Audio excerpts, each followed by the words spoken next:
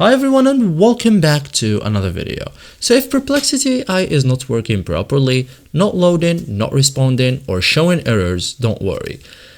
This is a common issue and usually easy to fix. In this guide, I will show you step by step how to fix Perplexity AI not working effectively. So in this guide, you just have to follow the steps and everything will be good. So just first thing, check internet connection. So make sure stable Wi-Fi or mobile data is on. Try switching networks, okay? Because weak connection equals app not working.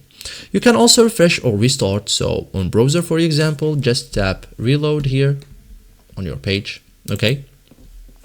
On app, if you are using mobile, close and reopen, okay? So this is, you can consider it as a quick reset, okay?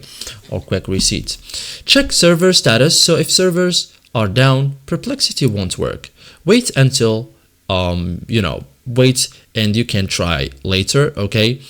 Because this is an external issue, you cannot control it, okay? You can also clear cache. So clear app cache, for example, in Android or browser cache on PC. So after that, if you are using iPhone, you have to delete the application and reinstall it again, okay?